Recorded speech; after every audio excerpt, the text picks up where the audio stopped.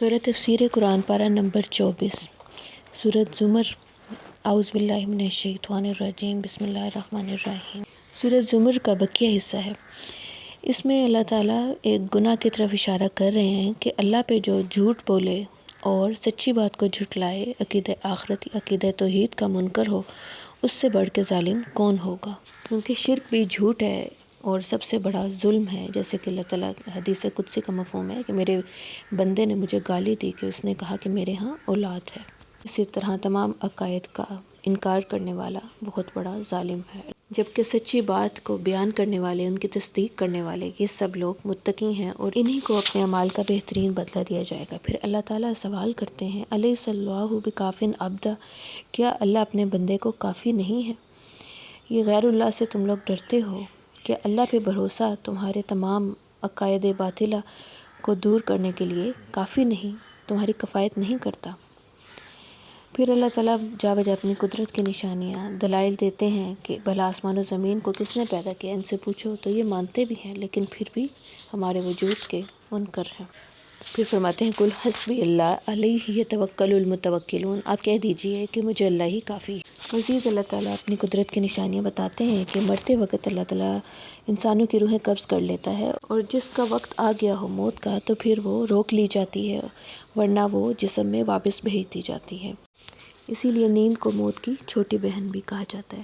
پھر انسان کے ایک رویے کا اللہ تعالیٰ ذکر فرماتے ہیں کہ جب اس کو تکلیف پہنچتی ہے تو ہمیں پکارنے لگتا ہے، پھر جب ہم اپنی طرف سے نعمت بخشتے ہیں تو کہتا ہے کہ یہ تو مجھے اپنے علم و دانش کے سبب ملی، جیسے کہ قارون نے کیا کہا تھا کہ یہ سب خزانے تو میں نے اپنے علم سے حاصل کیے ہیں۔ تو اللہ کے سوا کسی بھی چیز پہ، اپنی دولت پہ، اپنی علم و دانش پہ، اپنی عقل مندی پہ بھروسہ کرنا عقائد باطلہ میں سے ہے۔ پھر یہ توبہ کی ایک آیت ہے بڑی خوبصورت۔ اللہ تعالیٰ فرماتے ہیں، اے پیغمبر، میرے ان بندوں سے کہہ دو جنہوں نے اپنی جانوں پہ زیادتی کی ہے، یعنی جنہوں نے بہت سے گناہ کیے ہیں، لا تقنطوا من رحمت اللہ، کہ اللہ کی رحمت سے نا امید نہ ہونا، اللہ تو سب کے سب گناہوں کو بخش دیتا ہے۔ اور اس سے پہلے کہ تم پہ عذاب واقع ہو، اپنے پروردگار کی طرف رجوع کرو، اس کے فرما بردار ہو جاؤ، یعنی خالی خولی توبہ سے بھی کام نہیں چلے گا، اس کے بعد اپنی اصلاح کر لو، ورنہ ایسا نہ ہو کہ ناگہاں تم پہ عذاب آ جائے اور پھر ان لوگوں جیسی تمہاری حالت ہو۔ یہ حسرتیں جو کافر ہیں یا گناہ گار موت کے وقت حسرت کرے گا، وہ اللہ تعالیٰ بیان کرتے ہیں۔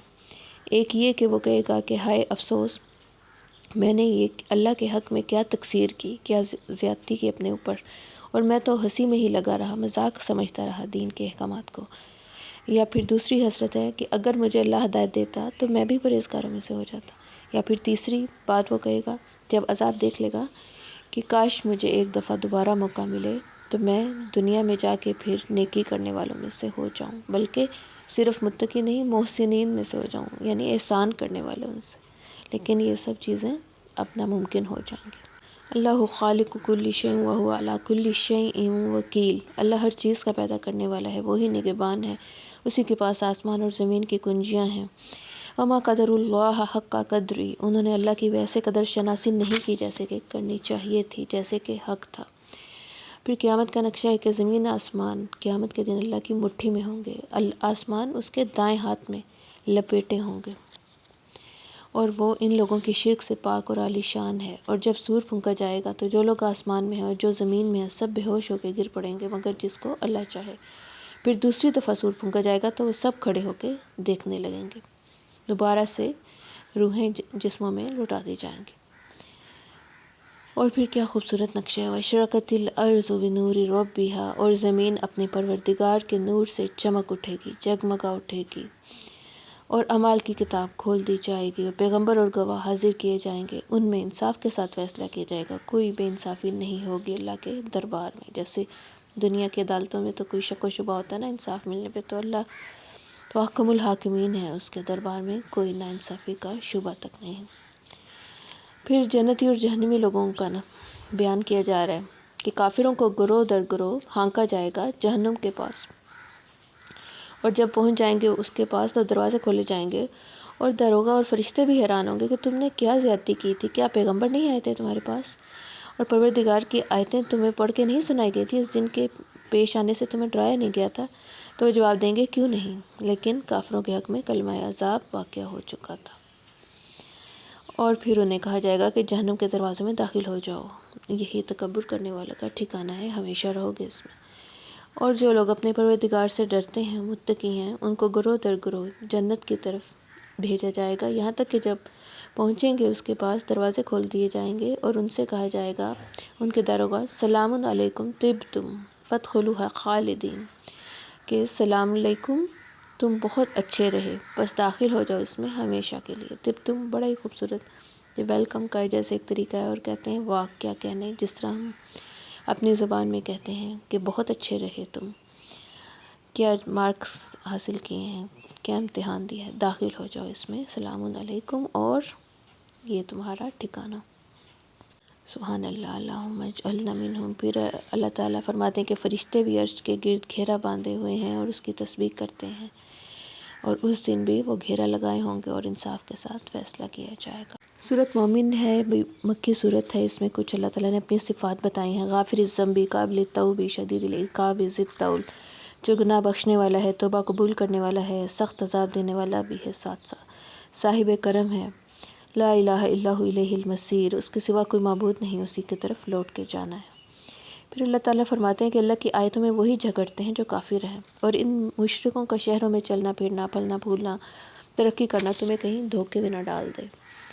ان سے پہلے کی اقوام کے بیان ہے کہ قوم نوح اور ان کے تمام دوسرے گروہوں نے جو انکار کیا، اور ہر امت نے اپنے رسول کو پکڑنے کا اور جھگڑنے کا اور اس کو تکلیف دینے کا ارادہ کیا، تو کیسے ہماری سزا ان پہ واقع ہوئی۔ اور پھر فرشتے جو اللہ تعالیٰ کا عرش اٹھائے ہوئے ہیں، اس کے گرد گھیرا باندھے ہوئے ہیں، وہ اپنے پروردگار کی تعریف کے ساتھ تسبیح کرتے ہیں کہ ربنا وسعت کل شیء رحمۃ وعلما فاغفر للذین تابوا واتبعوا سبیلک، کہ اے پروردگار تیری رحمت اور تیرا علم ہر چیز کو احاطہ کیے ہوئے، تو جن لوگوں نے توبہ کی، تیرے راستے پہ چلے، ان کو بخش دے، وقہم عذاب الجحیم، اور انہیں جہنم کی آگ سے بچا لے۔ یعنی مومنین کے لیے فرشتے بھی دعائیں کرتے ہیں، اور ان کو ہمیشہ رہنے والی جنتوں میں داخل کر جن کا تو نے ان سے وعدہ کیا، اور جو ان کے باپ دادا اور ان کی بیوی اور ان کی اولاد میں سے ہوں ان کو بھی، یعنی جنتی کے ساتھ اس کے رشتہ داروں کو بھی ملایا جائے گا، اس کے باپ دادا، اس کی بیویوں، اولاد کو بھی ان کے ساتھ جو نیکوکار ہوں گے شامل کیا جائے گا۔ تو فرشتے بھی مومنین کے لیے دعا گو رہتے ہیں۔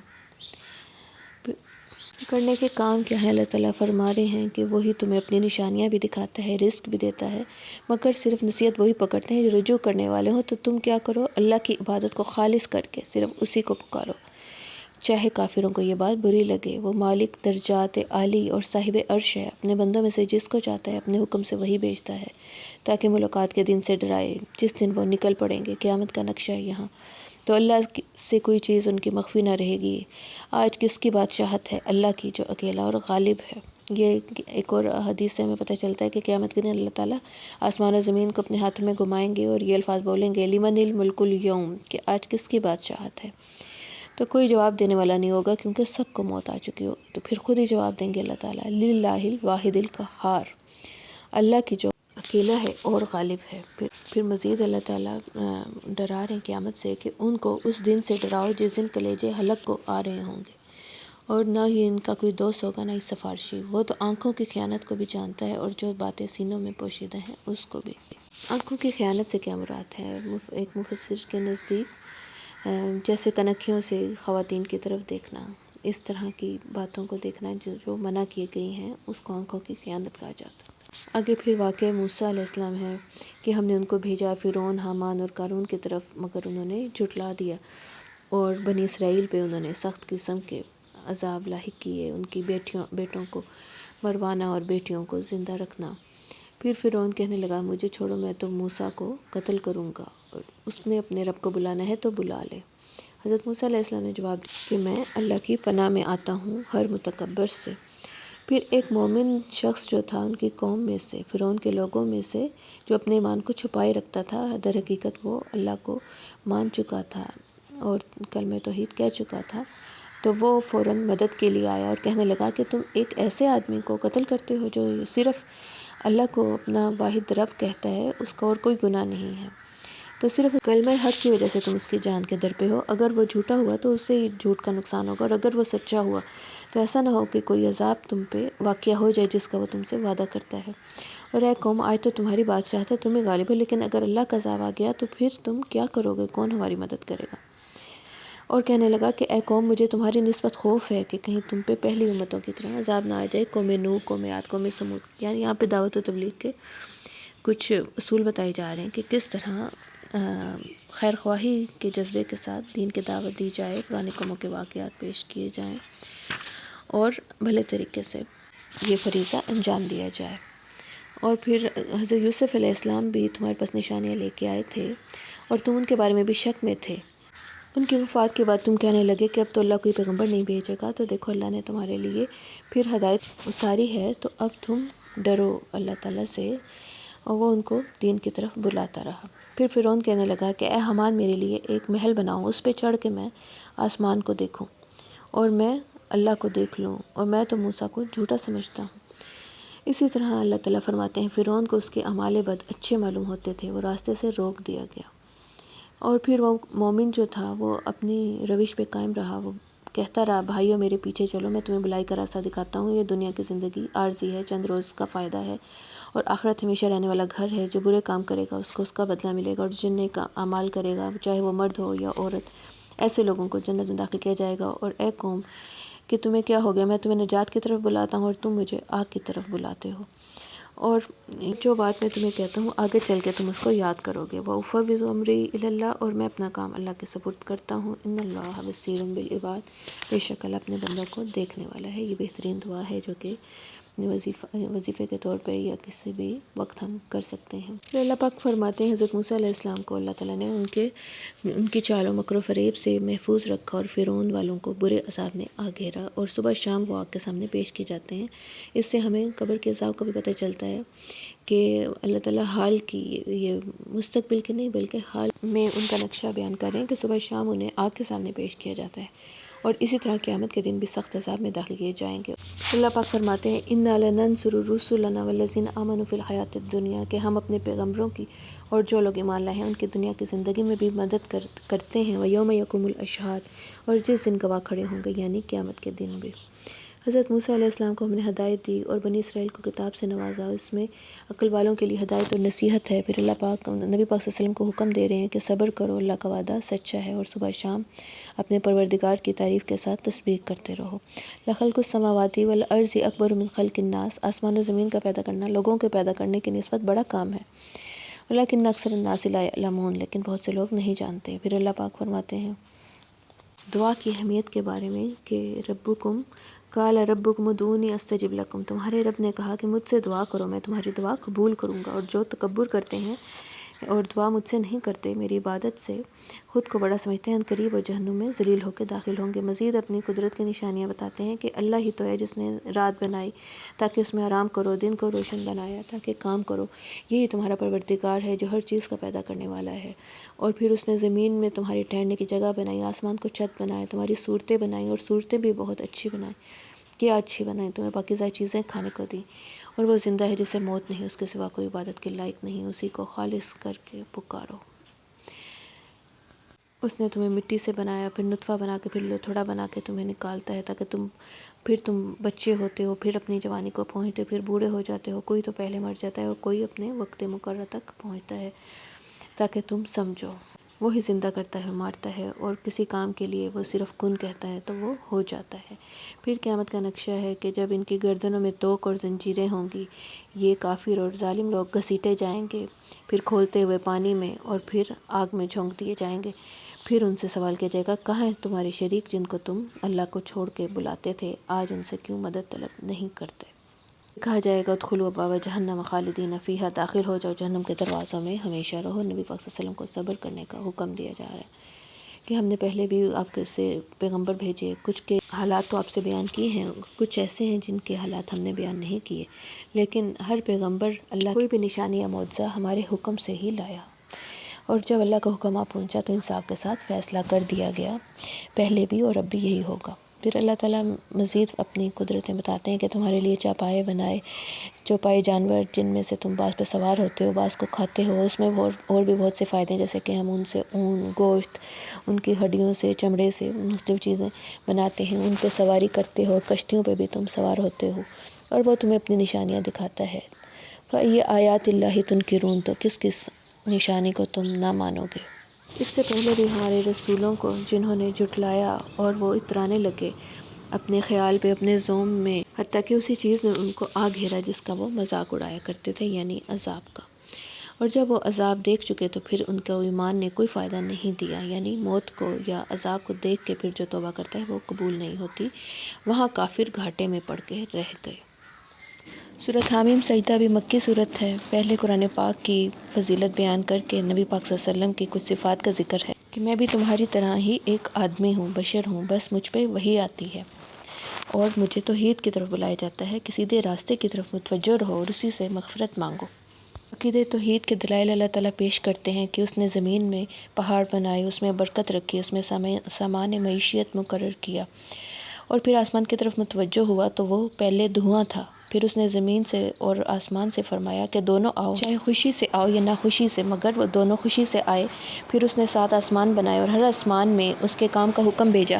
پھر ہم نے آسمان دنیا کو چراغوں سے مزین کیا اور ان کو شیطانوں سے محفوظ رکھا۔ پھر اگر یہ منہ پھیر لیں تو تم ان سے کہہ دو کہ میں تمہیں عاد اور ثمود جیسے عذاب سے ڈراتا ہوں جس طرح چنگھاڑ کا عذاب ان پہ آیا تھا۔ تو عاد جو تھے ان کے اللہ نے برائی بتائی ہے کہ وہ تکبر کرتے تھے زمین میں اور کہتے تھے من اشد منا قوہ، کہ ہم سے قوت میں زیادہ کون ہے، کون ہم سے بڑھ کے ہے، اور ہماری آیات کا انکار کرتے۔ تو ہم نے ان پہ نحوست کے دنوں کی زور کی ہوا چلائی۔ اور سمود کی یہاں برائی بتائی کہ انہوں نے ہدایت کے بدلے گمراہی کو پسند کیا، اندھا رہنے کو ترجیح دی، تو ان کو بھی ان کے اعمال کی سزا میں کڑک نیا پکڑا اور وہ ذلت کا عذاب تھا، جبکہ ایمان والوں کو اور پرہیزگاروں کو ہم نے بچا لیا۔ پھر قیامت کے دن اللہ تعالیٰ گناہ گاروں کا احوال بیان کریں کہ ان کی آنکھیں، کان اور ان کی جلدیں ان کے اوپر گواہی دیں گی، تو وہ ان سے جھگڑیں گے کہ تم نے ہمارے خلاف گواہی کیوں دی؟ اور کافر قیامت کے دن کہیں گے کہ اللہ تعالیٰ جن انسانوں اور جنہوں نے ہمیں گمراہ کیا تھا آج وہ ہمیں دکھا تاکہ ہم انہیں اپنے پاؤں تلے رون ڈالیں۔ اور اس کے برخلاف وہ لوگ جنہوں نے کہا کہ ہمارا پروردگار اللہ ہے اور اس پہ قائم رہے، ان پہ فرشتے اتریں گے اور وہ ان کو بشارت دیں گے کہ نہ خوف کرو اور نہ غم کھاؤ، اور تمہیں جنت کا وعدہ دیا جاتا ہے، اس کی خوشی مناؤ، ہم دنیا میں بھی تمہارے دوست ہیں اور آخرت میں بھی، جس طرح کے فرشتے ایمان والوں کے لیے دنیا میں بھی دعائیں کرتے ہیں، اسی طرح وہ قیامت کے دن بھی مسلمانوں کو سلام کریں گے، اور پھر وہاں ان کو تمہارا جو چیز چاہے گا تمہیں ملے گا، اور جس چیز کی طلب کرو گے وہ موجود ہوگی۔ یہ بخشنے والے مہربان کی طرف سے مہمانی ہے، یہ اللہ کا مہربانی کا انداز ہے۔ پھر اللہ پاک نے فرما دیا اس سے اچھی بات بھلا کس کی ہوگی جو دین کی طرف بلائے، اور برائی اور بھلائی کبھی اکٹھی نہیں ہو سکتی، ایک جیسی نہیں ہو سکتی، اور برائی کو بھلائی سے دور کرو، مگر یہ بہت نصیبے والوں کا شیوہ ہے، ہر کوئی یہ کام نہیں کر سکتا۔ اور جب شیطان سے کوئی وسوسہ پیدا ہو تو اللہ کی پناہ مانگ لیا کرو، اور اگر یہ تکبر کرتے ہیں تو پھر اللہ کو پرواہ نہیں، فرشتے اس کے پاس موجود ہیں جو اس کی دن رات تسبیح کرتے ہیں اور وہ کبھی تھکتے نہیں ہیں۔ اور پھر اللہ تعالیٰ مزید اپنی قدرت کی نشانیاں بتاتے ہیں کہ زمین کو کس طرح ہم خشک ہونے کے بعد پانی برسا کے شاداب کرتے ہیں، اور جو لوگ ہماری آیات میں کجروی کرتے ہیں ہم پہ وہ مخفی نہیں ہے۔ کیا بھلا وہ ان کے برابر ہو سکتے ہیں کہ جو قیامت کے دن امن و امان سے آئے اور دوسرا شخص جو دوزخ میں ڈالا جائے؟ تم جو چاہو کرو، جو تم کرتے ہو وہ سب اس کو دیکھ رہا ہے۔ اسی لیے ہم نے قرآن پاک کو عربی زبان میں نازل کیا، اگر اجمی میں کرتے تب بھی یہ گلا کرتے کہ ہماری زبان تو عربی ہے اور قرآن اجمی میں ہے، لیکن اب بھی یہ ایمان لاتے نہیں، تو در حقیقت ان کے دلوں میں ہی نفرت اور بغض بھرا ہے۔ اور جو کوئی نیک عمل کرے گا وہ اپنے لیے، اور جو برا کرے گا اس کا نقصان بھی اسی کو ہوگا، تمہارا پروردگار بندوں پہ ظلم کرنے والا نہیں ہوا۔ واللہ اعلم بالصواب۔ ربنا تقبل منا انک انت السمیع العلیم وتب علینا انک انت التواب الرحیم وما علینا الا البلاغ۔